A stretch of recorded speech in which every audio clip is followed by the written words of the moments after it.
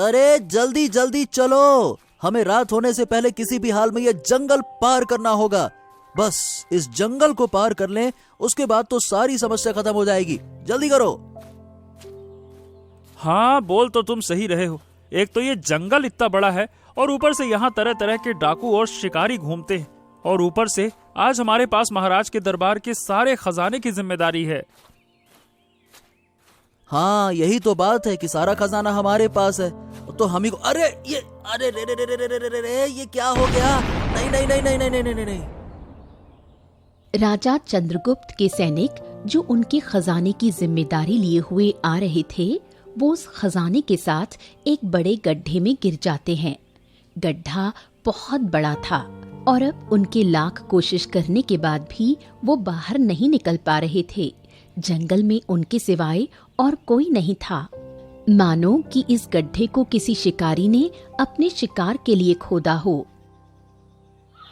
एक छोटे से गांव में, जहां चारों ओर हरे भरे खेत फैले थे, एक गरीब लकड़हारा अमर अपनी पत्नी आशा के साथ रहता था।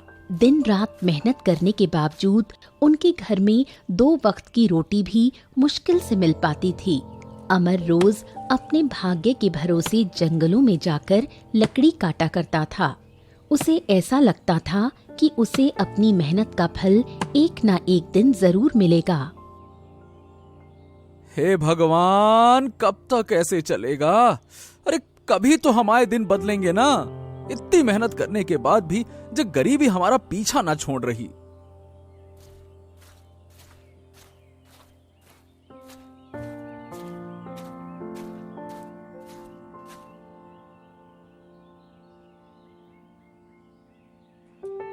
एक दिन जब अमर जंगल में लकड़ियां काट रहा था, तो उसकी कुल्हाड़ी अचानक एक प्राचीन पेड़ की जड़ से टकराई।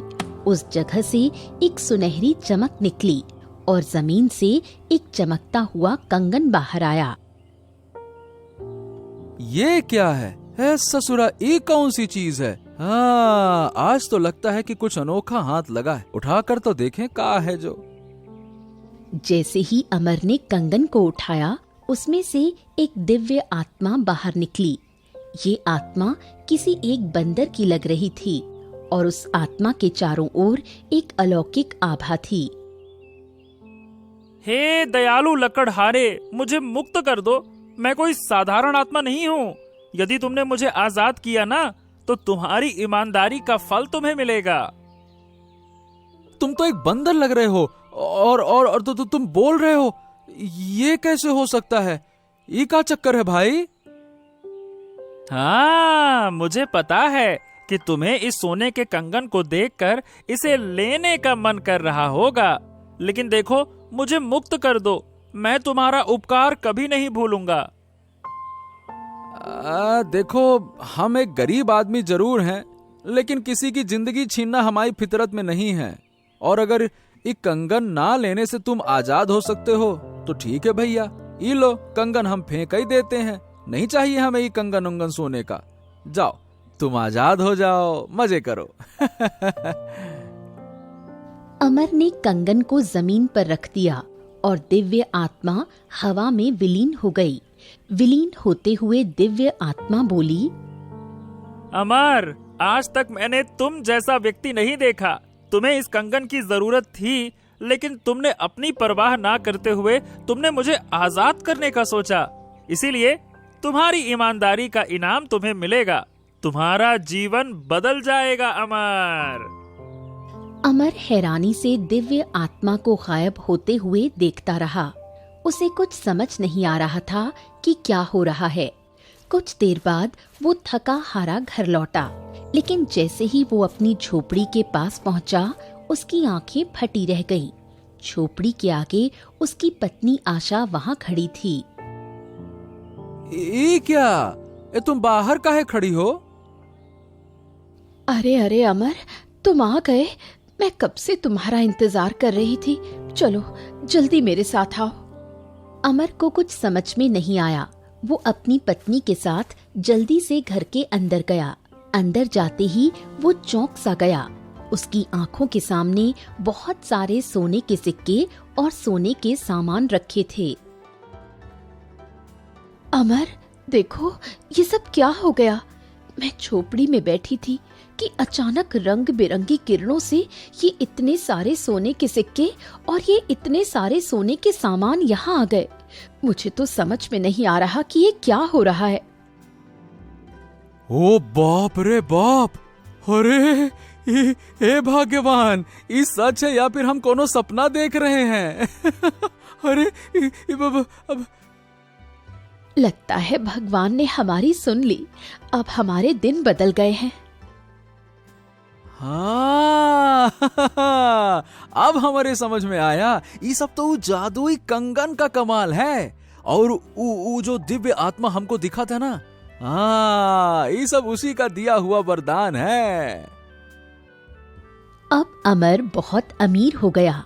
अमर के पास अब उतने पैसे थे कि अमर 100 सालों तक बैठकर खा सकता था। लेकिन अमर ने अपनी अमीरी का घमंड नहीं किया। उसने सबसे पहले अपनी झोपड़ी को एक आलीशान महल में तब्दील करवाया और उसके बाद अपने गांव के गरीबों की मदद करना शुरू कर दिया। हर जरूरतमंद को खाना और कपड़े देने लगा। गांव के लोग उसकी तारीफ करने लगे। ए भैया, ये अमर तो अचानक से बहुत ही धनवान हो गया। और उसे देखे हो, अब तो वो सारे गांव के जरूरतमंद लोगों की सेवा भी करता है। ये का चक्कर है भाई? हाँ राम मोहन चाचा, तुम सही कह रहे हो। अरे भगवान ने भी एक अच्छे इंसान को ये सारा धन दिया है ताकि वो हमारे गांव के विकास और गरीब लोगों की मदद कर सके। अरे भैया, तो अमर मेहनत भी तो करता था। अरे दिन रात बेचारा कभी खेत में कभी जंगल में जाकर मेहनत करता था। अब फल तो मिलेगा ही ना। एक दिन अमर कुछ गरीब किसानों की मदद करके घर वापस लौटा।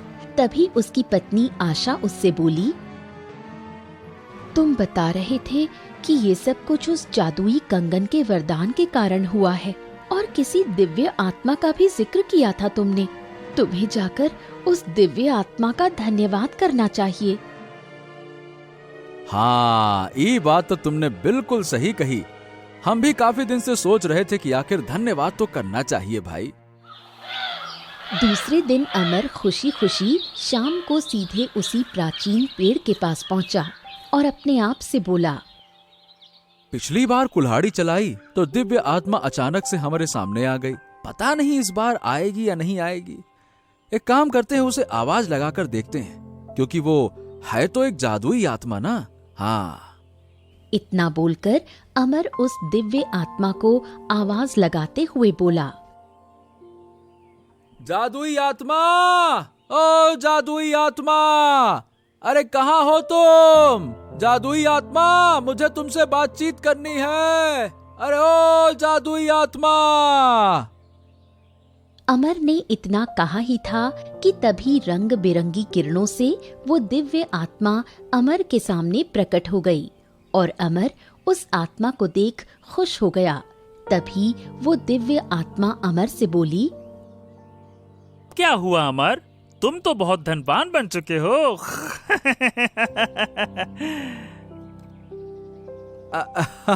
हाँ हाँ हाँ, जानता हूँ कि बहुत धनवान बन गया हूँ, इसीलिए हम तुम्हारा धन्यवाद करने आए हैं और हम तुमसे मित्रता भी करना चाहते हैं। वैसे मुझे ईमानदार लोग बहुत पसंद हैं।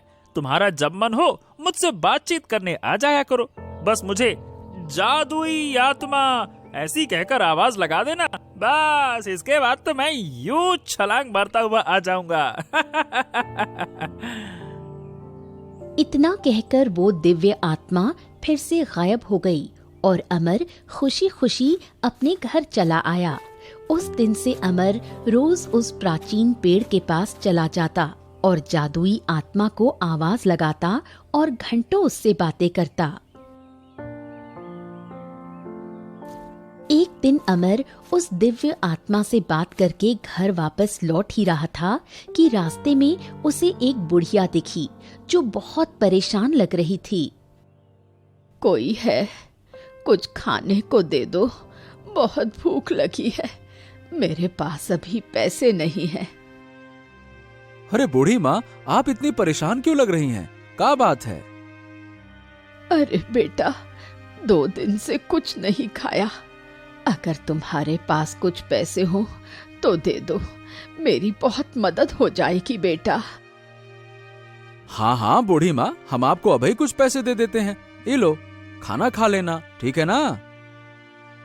बुढ़िया को ऐसी हालत में देख अमर ने उसकी मदद की, जिससे उस बुढ़िया ने उसे खूब आशीर्वाद दिया। अमर भी खुशी खुशी घर चला गया।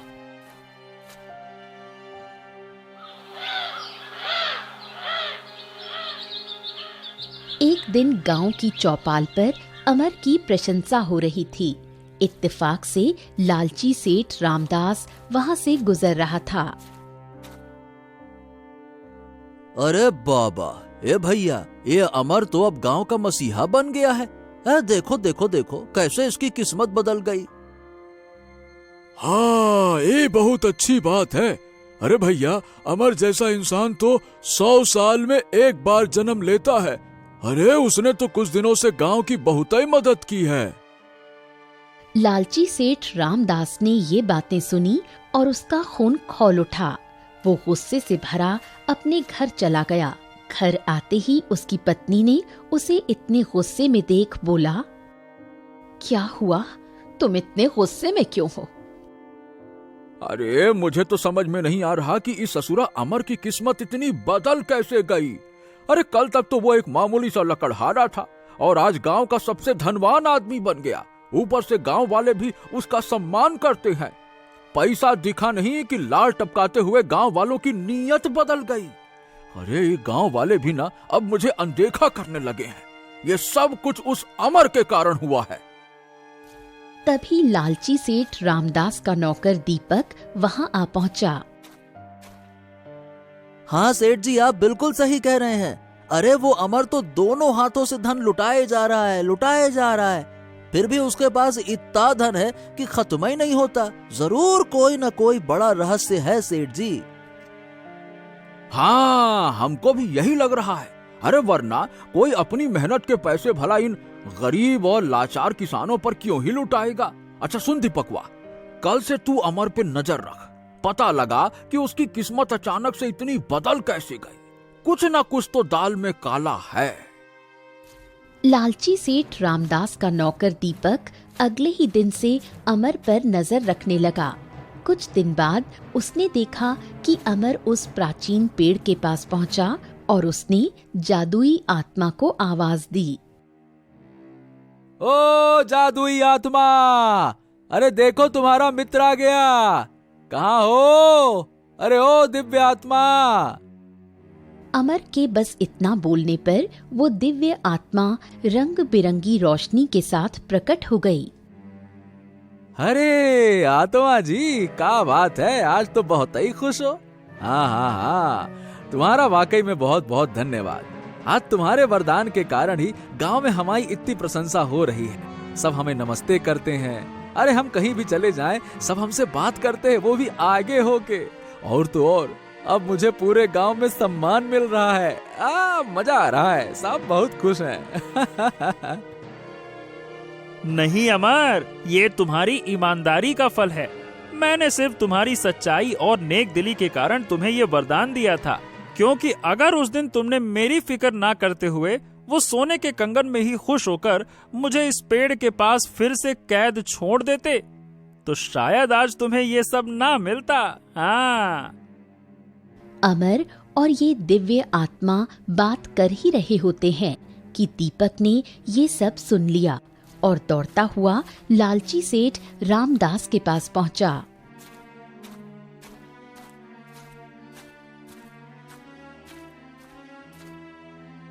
अरे सेठ जी, आज मैंने जो देखा उससे सुनकर तो आप खुश होने वाले हैं। हाँ। अरे क्या देख लिया तूने? अमरवा का सारा धन चोरी हो गया क्या? अरे अरे नहीं सेठ जी, कैसी बातें कर रहे हैं आप।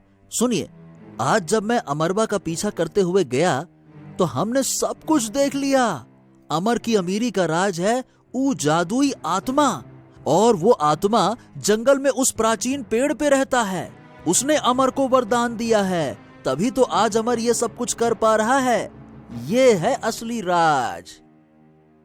ओ तो ये बात है। अच्छा, अब देखो कि हम क्या करते हैं। लालची सेठ रामदास ने सब कुछ सुनकर मन ही मन एक शातिर योजना बना ली। लालची सेठ रामदास और उसका नौकर रात के अंधेरे में चुपचाप उस प्राचीन पेड़ के पास पहुँचे और धीरे से जमीन की ओर झुककर फुसफुसाते हुए बोला, अरे ओ जादुई आत्मा, जादुई आत्मा, भाई बाहर आओ, हम तुमसे कुछ मांगना चाहते हैं। जादुई आत्मा, अरे ओ जादुई आत्मा। अरे सेठ जी, इतना प्यार से बुलाओगे तो कोई नहीं आएगा। रुको, मैं बताता हूँ कैसे आएगा।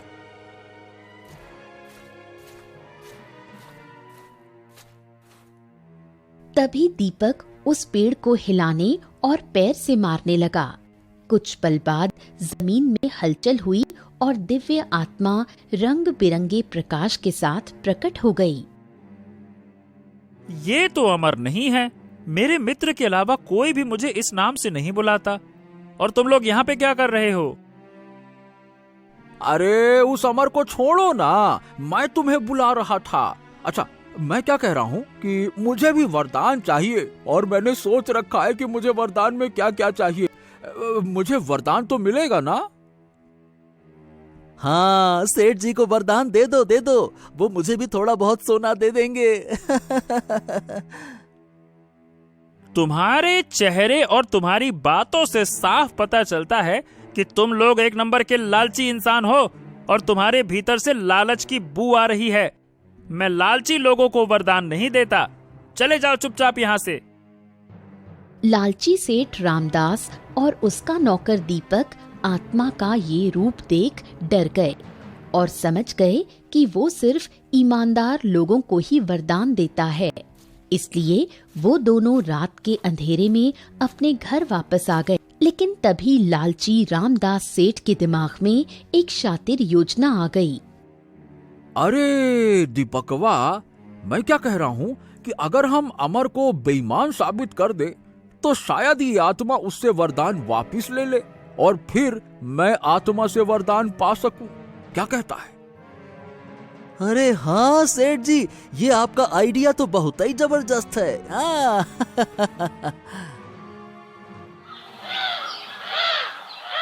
अगले ही दिन लालची सेठ रामदास ने गांव के पुराने कुएं में से बहुमूल्य शाही मोहरें चोरी करवा ली। ये शाही मोहर गांव वालों के लिए बहुत मूल्यवान थीं, जो एक सोने से बना कछुआ था। जैसे ही दूसरे दिन गांव वालों को पता चला, गांव में हलचल मच गई। कुएं से शाही मोहरें चोरी हो गई थीं। लोग इकट्ठा होकर बातें कर रहे थे। अरे भैया, ऐसा कौन पापी होगा जो ससुरा शाही मोहरे चुराएगा? अरे हमने तो ये भी सुना है कि अमर के घर के पास में कुछ संदिग्ध लोगों को देखा गया था। वो भी रात को इधर से उधर जा रहे थे। अरे भाई, तुम लोग जानते हो ना कि अमर गांव का कितना भला करता है। भला अमर ऐसा क्यों करेगा? वो तो गांव का सबसे नेक आदमी है ना। तभी लालची सेठ रामदास वहां आ पहुंचा और लोगों को भड़काने लगा। अरे तुम लोग भी ना कितने भोले हो। अरे भैया, जिसे तुम ईमानदार समझ रहे हो वही तो शाही मोहरे चुराने वाला चोर है। देखो, जब से वो अमीर हुआ है ना, अमर बदल गया है। अब ईमानदार विमानदार नहीं रहा वो, और ना ही अब उसे पुराने कुएं के खत्म होने का डर है। वो तो चाहता है कि गांव का सबसे पुराना कुआं बंद हो जाए, और क्या। ये क्या बात कर रहे हो? लेकिन भला अमर ऐसा क्यों करेगा? अरे भगवान झूठ ना बुलाए भैया, धन की भूख इंसान को अंधा कर देती है। भाई, उसने इतना धन इकट्ठा कर लिया है कि अब तो वो गांव के सबसे पुराने कुएं की चीजों पर भी हाथ साफ कर दिया उसने। हाँ, उससे रहा नहीं गया। ये क्या बात हुई? सही बताऊं तो मेरा मन विश्वास तो नहीं करता कि ऐसा कुछ हुआ है। भला अमर तो गांव का भला ही चाहता था। हाँ, मुझे पता ही था कि तुम लोगों को विश्वास तो नहीं होगा। ठीक है, एक काम करो भैया, अमर के घर की तलाशी ले लो। दूध का दूध और पानी का पानी हो जाएगा और उसका असली चेहरा तुम्हारे सामने आ जाएगा, बस। हाँ, अब कही ना सेठ जी आपने पते की बात। बिल्कुल सही बात है भैया, तलाशी ले लो, बात ही खत्म, और क्या। लालची सेठ रामदास के बहकावे में पूरा गांव आ गया और सब मिलकर अमर के घर के पास पहुंचे। अमर अपने घर के बाहर आया। का बात है, इस सब के सब गांव वाले हमारे दरवाजे पर इकट्ठा हो, का हो गया भैया? देखो अमर, गांव के कुएं से शाही मोहरे चोरी हो गई हैं और हम गांव वालों को शक है कि वो शाही मोहरे तुमने चुराई हैं। क्या? अरे आप ये कैसी बातें कर रहे हैं? भला हम काहे शाही मोहरे चुराएंगे? हमारे पास कोनो धन की कमी है क्या जो हम शाही मोहरे चुराएंगे? गजब बात करते हैं आप लोग। अरे अरे अरे, इतना उतावलापन क्यों भैया? अगर धन की कोई कमी नहीं है तो कोई दिक्कत नहीं है। एक बार घर की तलाशी लेने में क्या हर्ज है? क्यों भाइयों, तलाशी लेना चाहिए कि नहीं? मैं ठीक कह रहा हूँ ना? हाँ तो ठीक है ना, तलाशी ले लीजिए। हमने तलाशी देने से कब मना किया?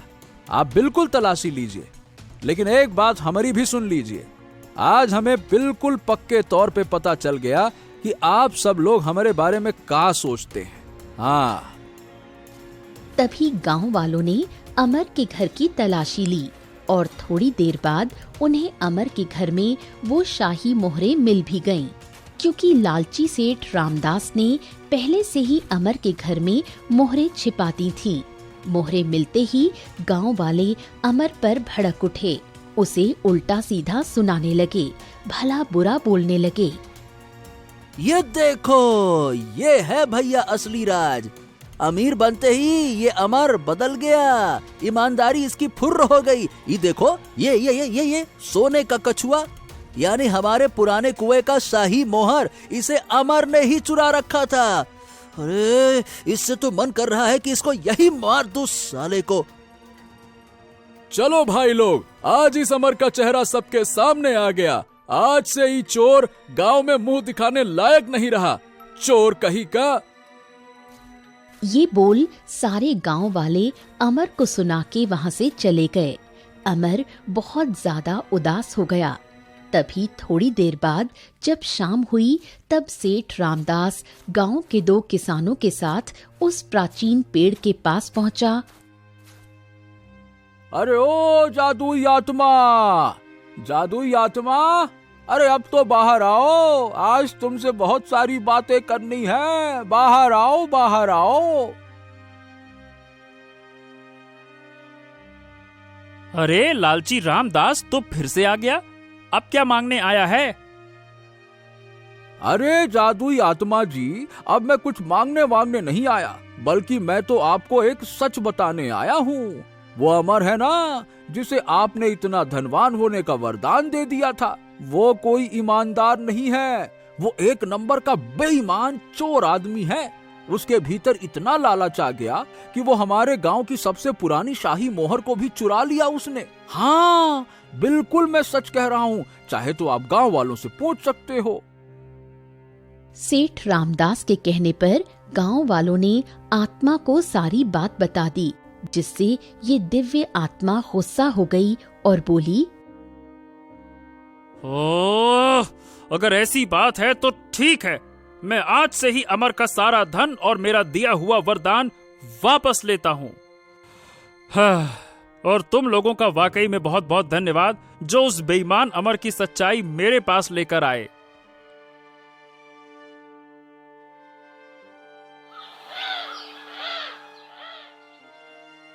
दूसरे ही दिन अमर के सारे सोने के सिक्के गायब हो गए और अब फिर से अमर एक झोपड़ी में रहने लगा।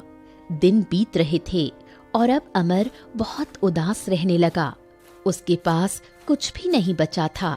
यहाँ तक कि जब वो घर से बाहर निकलता, तब सारे गांव वाले उसे देख ताने मारा करते। भगवान ने इसे बहुत बढ़िया सबक सिखाया, अच्छा हुआ इसके साथ। अब भाई जैसी करनी वैसी भरनी। बड़ा आया, चोरी करेगा फिर ऊपर से गांव का भला भी करेगा, ये तो ना चलेगा। हाँ, ये कही पते की बात, ये ना चलेगा। देखो देखो, अब ये फिर लकड़हारा बन गया है। अब इसे समझ में आएगा कि चोरी का अंजाम क्या होता है। कुल सही सजा मिली है इसे। अमर सिर झुकाए सब सुनता रहा। उसकी आंखों में आंसू थे, लेकिन अब कोई उसके दर्द को समझने वाला नहीं था। अमर फिर उनकी बातों का कोई जवाब न देते हुए जंगल के रास्ते जाने लगा। लेकिन आज वो उस प्राचीन पेड़ की तरफ न जाकर वो जंगल की उल्टी दिशा में चला गया। कुछ समय लकड़ी काटने के बाद अमर उदास होकर एक पेड़ के नीचे बैठा कुछ सोच रहा था। पता नहीं हमने कौन सी गलती कर दी, जो ही गांव वालों ने हमारे दोस्त के सामने ही हमें बेईमान साबित कर दिया। अरे हम तो हमेशा से मेहनत करके खाने के ऊपर विश्वास करते थे भगवान, और जब हमारे पास धन आया तो हमने ईमानदारी से सब गांव वालों की मदद भी तो करी रही। लेकिन अमर चिंतित होकर ये सब सोच ही रहा होता है कि जंगल से एक ऋषि मुनि चलते हुए उनके पास आए। ऋषि की दृष्टि अमर पर पड़ी। उसकी हालत देखकर ऋषि ठहर गए और उसके करीब आकर बोले,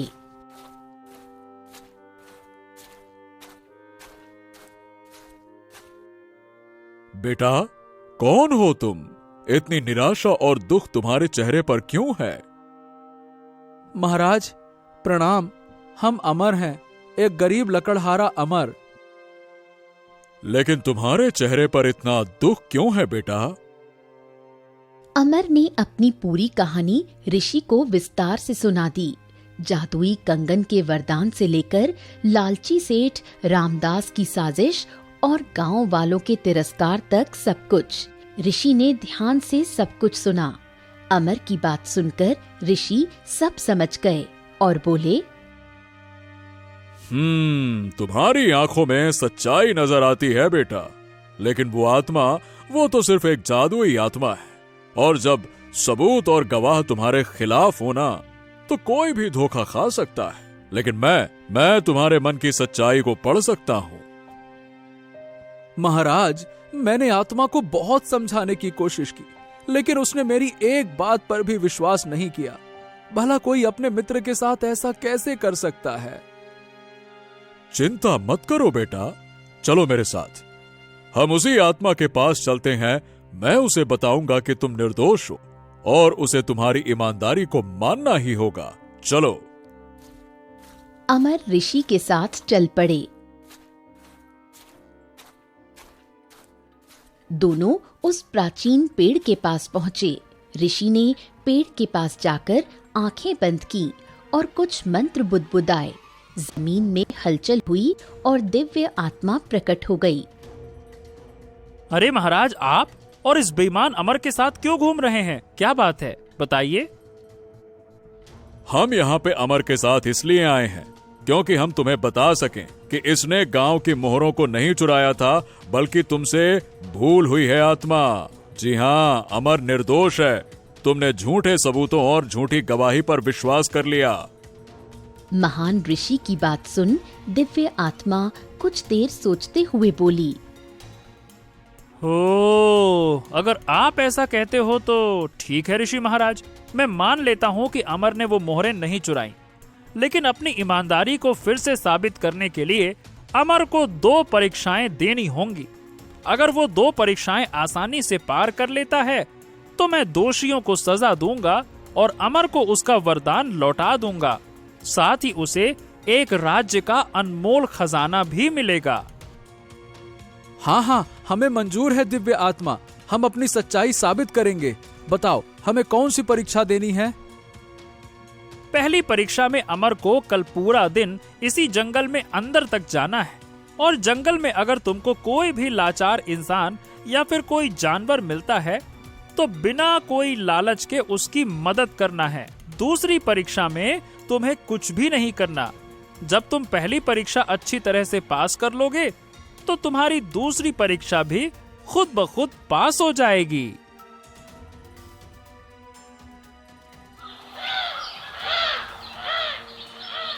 अगले ही दिन अमर गांव वालों के तानों को नजरअंदाज करते हुए जंगल आ पहुंचा। जैसे ही वो जंगल में एक तालाब के पास गया, उसने वहां एक मछली को तालाब से बाहर तड़पते हुए देखा। अरे ई मछली तो ऐसे मर जाएगी। ओहो, चलो इसको जल्दी से तालाब में डाल देते हैं। अमर ने मछली को उठाया और तालाब में डाल दिया। तभी उस मछली ने अमर को एक सोने का सिक्का दिया और अमर उस सिक्के को लेकर जंगल के और अंदर जाने लगा। थोड़ा अंदर जाने के बाद ही उसे एक झोपड़ी दिखाई दी जहां एक बूढ़ा व्यक्ति बैठा हुआ था। अमर उसके पास जाता है।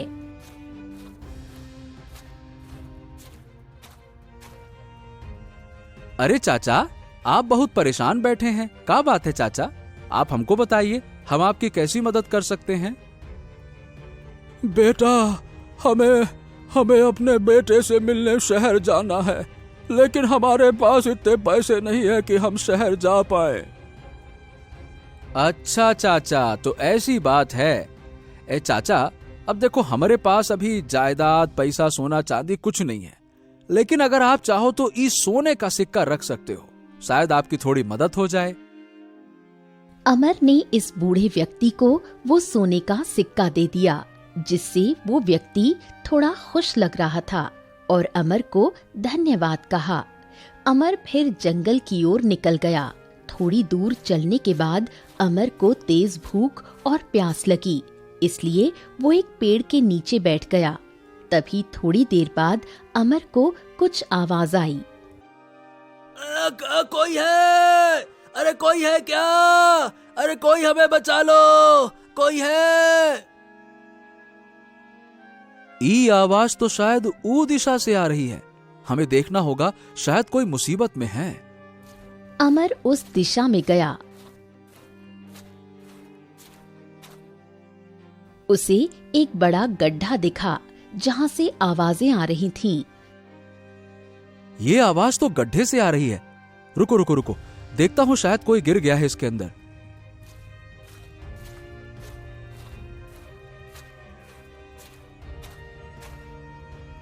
अरे कौन हो भाई जो इतनी आवाज कर रहे हो? हमें बचा लो भाई, हम यहाँ 2 दिन से फंसे हैं। अगर आज तुम हमें नहीं बचाए तो हम मर जाएंगे।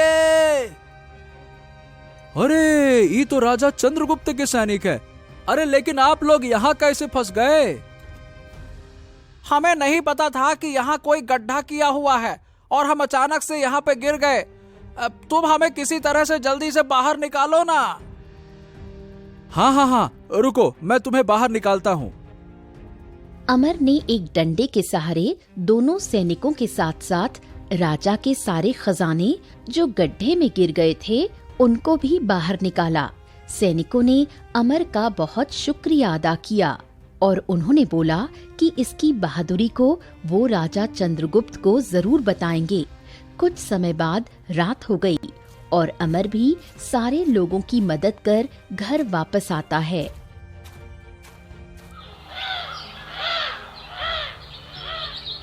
अगले दिन अमर ऋषि के साथ दिव्य आत्मा के सामने खड़ा था। अमर की आंखों में उम्मीद झलक रही थी। देखो दिव्य आत्मा, अमर ने तुम्हारी परीक्षाएं पूरी कर ली हैं। हाँ ऋषि महाराज, आप बिल्कुल सही कह रहे थे। मेरे से बहुत बड़ी भूल हो गई जो मैंने इतने अच्छे ईमानदार व्यक्ति को बेईमान समझ लिया। वो सब तो ठीक है, लेकिन मित्र ये बताओ कि हमने दूसरी परीक्षा कब खत्म कर ली? हमें तो कुछ समझ में ना आया। देखो अमर, जब तुम उस मछली की मदद कर वो सोने के सिक्के उस बूढ़े व्यक्ति को देते हो और फिर गड्ढे में गिरे हुए वो 2 सैनिक जिनके पास उनके राजा के दरबार के सारे खजाने थे, अगर तुम चाहते तो उनको गड्ढे से ना निकाल कर उनके सारे खजाने को लूट सकते थे, लेकिन तुमने अपनी ईमानदारी दिखाई और उन दोनों की जान बचाते हुए उनके खजाने को भी सही सलामत उन्हें वापस दे दिया। यही तो थी तुम्हारी दूसरी परीक्षा कि अपनी ईमानदारी के बदले क्या तुम कुछ लालच रखते हो या नहीं। जहां तुमने लालच न दिखाकर सिर्फ अपने ईमानदारी को साबित करने पर ध्यान दिया। दिव्य आत्मा अमर से फिर बहुत खुश हो गया और उसने अमर को न्याय दिलाने के लिए कहा। तुम्हारी सच्चाई और दयालुता ने मुझे वाकई में प्रसन्न किया है।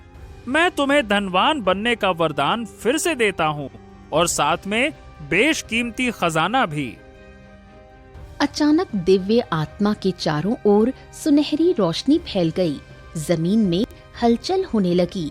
अचानक जमीन से एक सुनहरा बक्सा उभरा। बक्सा खुलते ही उसमें स्वर्ण मुद्राएं और बहुमूल्य रत्न चमकने लगे। हाँ तो अमर, ये है तुम्हारी ईमानदारी का फल। हे जादुई आत्मा, अरे तुम्हारा ये आशीर्वाद हमारे लिए अनमोल है। अब हम फिर से गरीबों की मदद कर सकूंगा। तुम्हारा बहुत बहुत धन्यवाद, बहुत बहुत धन्यवाद। उस दिन के बाद अमर फिर से संपन्न हो गया और फिर से गरीबों की सहायता करने लगा। एक दिन जब अमर अपने घर के बाहर था, तभी वो 2 सैनिक आए जिसकी अमर ने मदद की थी। तुम्हें हमारे राज्य के राजा राजा चंद्रगुप्त महाराज ने बुलाया है। वो तुम्हें कुछ देना चाहते हैं। अच्छा, ऐसी बात है तो चलो ठीक है, चलते हैं महाराज के पास भी, उनसे भी मिल लेते हैं।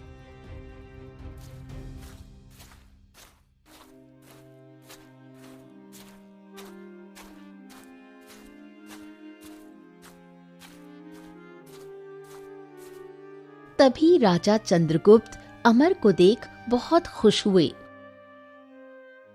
हाँ, हमें तुम्हारी बहादुरी पर नाज है अमर। अगर तुमने कल हमारे सैनिकों को बचाया नहीं होता तो शायद हमारे दरबार का शाही खजाना हमारे हाथों से चला जाता। अरे नहीं नहीं महाराज, ये तो हमारा फर्ज था। भला हम कैसे किसी को मुसीबत में छोड़ सकते थे। सोने से भरा बक्सा इनाम के तौर पर देना चाहते हैं। ये लो, ये तुम्हारी ईमानदारी का इनाम है। लो। राजा ने अमर को उसकी बहादुरी के लिए उसे इनाम दिया, जिससे अमर बहुत खुश हुआ। वहीं दूसरी तरफ ऋषि गांव में प्रवेश कर गए और सारे गांव वालों को इकट्ठा कर सेठ रामदास की सच्चाई बताने लगे। गांव वालों सुनो, अमर पर जो आरोप लगे थे वो झूठे थे। लालची सेठ रामदास ने अपनी लालच में उसे फंसाया था। क्या सेठ रामदास ने अमर पर झूठा आरोप लगाया? लेकिन सच्चाई सामने आ चुकी है। अमर निर्दोष है और अमर ने अपनी बेगुनाही अपने दोस्त यानी कि वो दिव्य आत्मा के सामने साबित भी कर दिया है। इसीलिए उस आत्मा ने अमर को फिर से धनवान बनने का वरदान दिया है। और देखो, अमर फिर से संपन्न हो चुका है और बल्कि वो अब तो पहले से भी अधिक धनवान बन चुका है। तभी गांव वाले लालची सेठ रामदास को बुरा भला बोलने लगे। लालची सेठ रामदास का मान सम्मान गांव में समाप्त हो गया। अरे, ये अमर और इस आत्मा की वजह से आज हमारा पूरा सम्मान मिट्टी में मिल गया। हम इस आत्मा को नहीं छोड़ेंगे। तो मालिक बताइए, अब करना क्या है? अरे करना क्या करना है, हमें अब उस आत्मा को खत्म करना होगा। बस अगर हम उस प्राचीन पेड़ को काट दें तब उस आत्मा का काम भी तमाम हो जाएगा। और अगर आत्मा मर गई तो अमर की किस्मत भी मिट्टी में मिल जाएगी। अरे भाई, न रहेगा बांस न बजेगी बांसुरी। अब ये आत्मा मेरे हाथों से ना बचेगी। सेठ रामदास ने अब किसी की भी नहीं सुनी और गुस्से में अपने नौकर दीपक के साथ उस प्राचीन पेड़ के पास पहुंचा और पहुंचते ही वो दोनों पेड़ को काटने लगे। तभी मौसम में एक भयानक हलचल हुई और प्राचीन पेड़ बहुत जोरों से हिलने लगा। तभी इस पेड़ का एक बड़ा भाग इन दोनों के ऊपर गिर गया और ये दोनों वहीं दबे रह गए। वहीं दूसरी ओर अमर अपने भाग्य को देख बहुत खुश हो रहा था, क्योंकि अब उसके पास वो सब था जो वो चाहता था।